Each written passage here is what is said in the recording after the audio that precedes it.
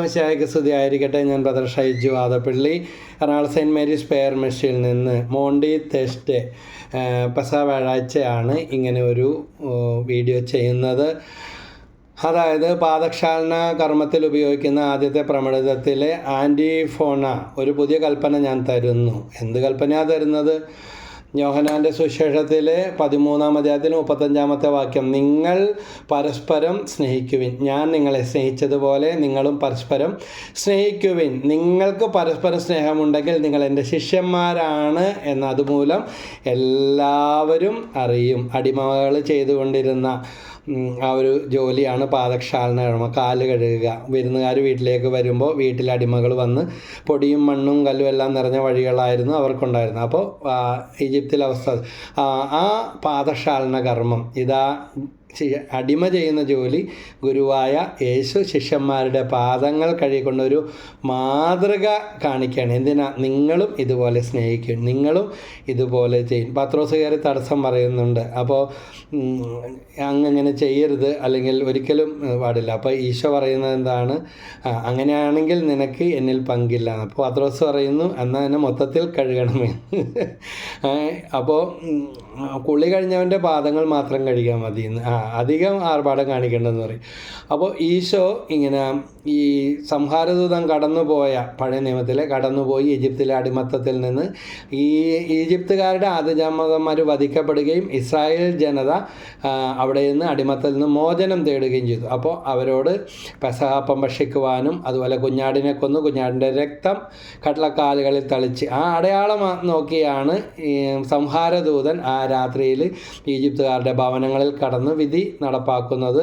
ഈജിപ്തുകാരുടെ ആദിജാതന്മാർ വധിക്കപ്പെടുന്നു. ഇസ്രായേലിനെ ദൈവം അടിമത്തത്തിൽ നിന്ന് ചെങ്കടൽ കടത്തി മോചിപ്പിച്ചു കൊണ്ടുവരുന്നതെല്ലാം നമ്മൾ കേട്ടിട്ടുള്ള സംഭവങ്ങളാണ്. അപ്പോൾ പെസഹ, ഞാനിത് പറയുമ്പോൾ എൻ്റെ അപ്പനെക്കുറിച്ച് ഓർക്കുകയാണ്. അപ്പം മരിക്കുന്നതിൻ്റെ അടുത്ത ദിവസം ഇതുപോലെ ശുശ്രൂഷയിൽ അന്ന് മരണത്തെക്കുറിച്ചാണ് പ്രസംഗിച്ചത്. അതുപോലെ തന്നെ പെസഹ അപ്പം ഉണ്ടാക്കണം. അതൊരു 2004 സെപ്റ്റംബർ മാസമാണ് അപ്പം ഉണ്ടാക്കണമെന്നൊക്കെ പറഞ്ഞ് അപ്പൻ്റെ നിർബന്ധം കാരണം അമ്മ അതുണ്ടാക്കി ബിൽപത്രമൊക്കെ എഴുതി വെച്ച്. ആർക്കും അറിയില്ലായിരുന്നതൊന്നും, മരണം കഴിഞ്ഞപ്പോഴേ ഇതൊക്കെ അറിഞ്ഞത്.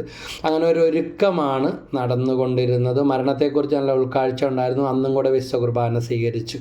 അപ്പോൾ ഒരു യാത്ര പോകുന്നതിൻ്റെ ഒരു ലാഘവത്തോടെ, അപകടത്തിലൂടെയാണ് മരിച്ചതെങ്കിലും തലേദിവസം പ്രസംഗിച്ച പ്രസംഗത്തിൽ വണ്ടിയിടിച്ച് മരിച്ചാൽ, അപകടം പറ്റി മരിച്ചാൽ, ആരെങ്കിലും തല്ലിക്കൊന്നാൽ, ഒരാൾ കുത്തിക്കൊന്നാൽ, തീപ്പൊള്ളി മരിച്ചാൽ അതൊന്നും ദുർമരണമല്ല, മറിച്ച് ആരെങ്കിലും കടുകുമണിയോളം വെറുപ്പ് വെച്ചുകൊണ്ട് മരിച്ചാൽ അതിനേക്കാൾ വലിയ ദുർമരണം വേറെയില്ല എന്ന് പ്രസംഗിച്ചു. തലേദിവസം ഒരു അപകടത്തിലാണ് അപ്പച്ചൻ മരിച്ചത്. അപ്പച്ചൻ ജീവിച്ചിരിക്കാൻ ഞങ്ങൾ 15 വർഷം ജീവിക്കണമെന്നാണ് പണ്ട് വൈദ്യശാസ്ത്രം കൈയൊഴിഞ്ഞപ്പോൾ അപ്പന് വേണ്ടി കുടിച്ച് ചോരയൊക്കെ ഛർദ്ദിച്ചിരുന്ന, കിട്ടൂലെന്ന് പറഞ്ഞ കാലഘട്ടങ്ങളിൽ പ്രാർത്ഥിച്ചത്. കറക്റ്റ് 15-ാമത്തെ വർഷം അപ്പച്ചൻ മരിച്ചു കഴിഞ്ഞാൽ ഞങ്ങൾ ഇതൊക്കെ ചിന്തിച്ചത്. അമ്മ പ്രാർത്ഥിക്കാൻ പറഞ്ഞു, ഒരു 15 കൊല്ലവും കൂടി അപ്പൻ ഒരാളായിട്ട് ജീവിച്ചിരുന്നാൽ മതി എന്നാണ് പ്രാർത്ഥിച്ചത്.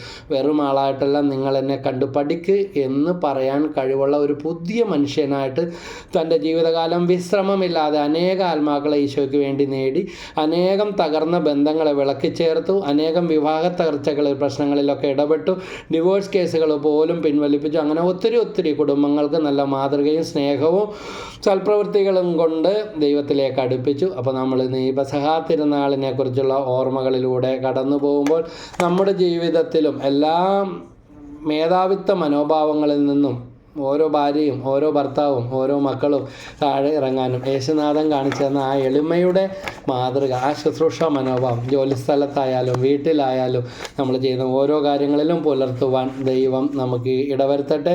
പെസഹ ഒരു കടന്നുപോക്ക്, പെസഹ തിരുനാളിൻ്റെ ആ ഓർമ്മ, ഇതാ പാപത്തിൽ നിന്ന്, പഴയ ജീവിത രീതിയിൽ നിന്ന് കടന്നു പോകാനുള്ള ഒരു വിളി പരിശുദ്ധാത്മാവ് നമ്മുടെ ഹൃദയങ്ങളിൽ നൽകട്ടെ. വീണ്ടും പഴയ പാപങ്ങളിലും വിശുദ്ധ അഗസ്റ്റിൻ പാപത്തിൽ നിന്ന് അമ്മ കണ്ണീരൊഴുക്കി പ്രാർത്ഥിച്ചു, മകൻ മാനസാന്തരപ്പെട്ടു. പക്ഷേ പഴയ കൂട്ടുകാരി പഴയ തെറ്റുകളിലേക്ക് വീണ്ടും വിളിച്ചപ്പോൾ തിരിഞ്ഞു നോക്കാതെ പുറകിൽ നിന്ന് വിളി കേട്ടിട്ട് നീ അന്വേഷിക്കുന്ന അഗസ്റ്റിൻ മരിച്ചുപോയി. അത് ഞാനല്ല, എന്നെ വിട്ടേക്കുക, നീ അന്വേഷിക്കുന്ന ആൾ ഇനി ഞാനല്ല എന്ന് പറഞ്ഞുകൊണ്ട് കടന്നുപോയെന്ന്. നമ്മുടെ ജീവിതത്തിലും ഇങ്ങനെയുള്ള പഴയ കൂട്ടുകെട്ടുകൾ, തെറ്റായ ബന്ധങ്ങൾ, തെറ്റായ കൂട്ടുകെട്ടുകൾ, തെറ്റായ വഴികൾ, തെറ്റായ സംസാരങ്ങൾ, തെറ്റായ കാഴ്ചകൾ ഇവയെല്ലാം മാറ്റി കടന്നു പോകാനുള്ളൊരു വിളിയാണ് ഈ പെസഹ തിരുനാൾ എനിക്ക് നിങ്ങൾക്കും തരുന്നത്. ഈശോ പൗരോഹിത്യം എന്ന അന്തസ്സ് സ്ഥാപിച്ചു, പൗരോഹിത്യം സ്ഥാപിച്ചു, അതുപോലെ വിശുദ്ധ കുർബാന എന്ന കൂദാശ സ്ഥാപിച്ചു. 2 കാര്യങ്ങളാണ്. അതുകൊണ്ട് പുരോഹിതരെ നമുക്ക് ഓർക്കാം, അവർക്ക് വേണ്ടി പ്രാർത്ഥിക്കാം. പ്രത്യേകിച്ച് സങ്കീർത്തനം 105:15 പറയുന്നുണ്ട്, എൻ്റെ അഭിഷിക്തരെ തൊട്ടു പോകരുത്. അത് തീക്കളിയാണ്. മക്കളെ തീക്കളി കൊണ്ട് ചൊറിയണ്ട.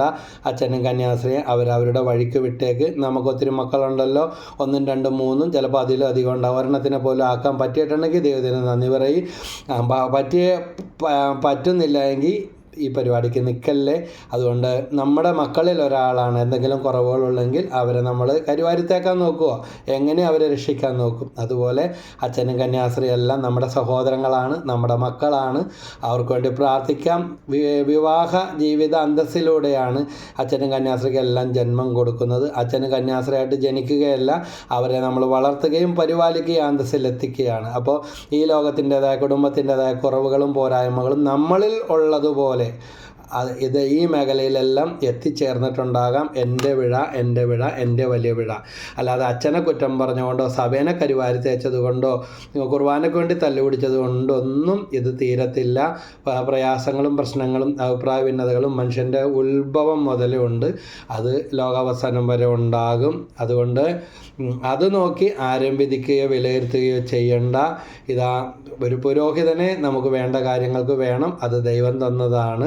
അത് അവരെ മാനിക്കുക, അവരെ ബഹുമാനിക്കുക. മലാക്കി പ്രവചനത്തിൽ പറയുന്നുണ്ട്, പുരോഹിതൻ അതരത്തിൽ ജ്ഞാനം സൂക്ഷിക്കണം, ജനം പ്രബോധനം തേടി അവരെ സമീപിക്കണമെന്ന്. അതുകൊണ്ട് പുരോഹിതനെ ദൈവം തിരഞ്ഞെടുത്തതാണ്, ദൈവം നിയോഗിച്ചാണ്. ലൂക്ക 5:14 പറയുന്നുണ്ട്, നിന്നെ തന്നെ പുരോഹിതന് കാണിച്ചു കൊടുക്കുക.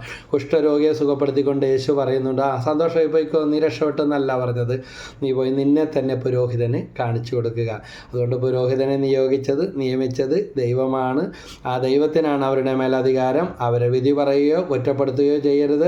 അങ്ങനെ വല്ലതും വന്നു പോയിട്ടുണ്ടെങ്കിൽ മാപ്പ് ചോദിക്കുകയും മാപ്പപേക്ഷിച്ച് പ്രാർത്ഥിക്കുകയും. വൈദികർക്ക് സന്യസ്തർക്ക് വേണ്ടി കുറ്റം പറഞ്ഞുകൊണ്ടിരിക്കുന്നവരാണോ നിങ്ങൾ, അതോ അവർക്ക് വേണ്ടി പ്രാർത്ഥിക്കുന്നവരാണോ നിങ്ങൾ? നമ്മുടെ കുടുംബത്തിലെ കുറവുകൾ നമുക്കും നമ്മുടെ മക്കൾക്കും ഉണ്ടെങ്കിൽ അതുപോലെ തന്നെ കുറവുകളും പോരായ്മകളെല്ലാം ഈ അന്തസ്സുകളിലും കണ്ടേക്കാം. അതുകൊണ്ട് ഒരക്ഷരം മിണ്ടിപ്പോകരുത്, കരിവാരിത്തേക്കരുത്.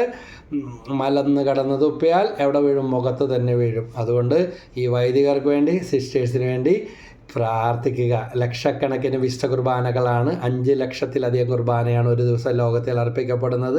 അത്രത്തോളം വരുന്ന എല്ലാ വൈദികർക്കും വേണ്ടിയും അനുദിനം ഫ്രാൻസിസ് മാർപ്പാപ്പയ്ക്കും കർദിനാളന്മാർക്കും മെത്രാന്മാർക്കും വൈദികർക്ക് വേണ്ടി, സിസ്റ്റേഴ്സിന് വേണ്ടി ഇനി മുതൽ നമുക്ക് പ്രാർത്ഥിക്കാം. അവരുടെ പ്രാർത്ഥന നമുക്ക് ആവശ്യമാണ്, അവരുടെ സേവനം നമുക്ക് ആവശ്യമാണ്, അവരുടെ മാധ്യസ്ഥം നമുക്ക് ആവശ്യമാണ്. നമ്മുടെ പ്രാർത്ഥനയും മധ്യസ്ഥ പ്രാർത്ഥനയും നമ്മുടെ ദയയും സ്നേഹവും നന്മയും എല്ലാം അവർക്കും ആവശ്യമാണ്. അതുകൊണ്ട് കരുതലോടെ ഇരിക്കാം. ദൈവം തിരഞ്ഞെടുത്തവരുടെ മേൽ ആര് കുറ്റം ആരോപിക്കും? ഓരോ പുരോഹിതനും സന്യസ്തരും. റോമ 8:31 മുതൽ 33 വരെ. ദൈവം നമ്മുടെ പക്ഷത്തെങ്കിൽ ആര് എതിര് നിൽക്കും? ദൈവം തിരഞ്ഞെടുത്തവരുടെ മേൽ ആര് കുറ്റം ആരോപിക്കും? അതുകൊണ്ട് ദൈവം തിരഞ്ഞെടുത്തതാണ് അച്ഛനെയും കന്യാസ്ത്രീനെയും. അതുകൊണ്ട് ദൈവം തിരഞ്ഞെടുത്തവരുടെ മേൽ കുറ്റം ആരോപിക്കാൻ നമുക്ക് എന്ത് അധികാരം? ആര് തന്ന ഈ അധികാരം?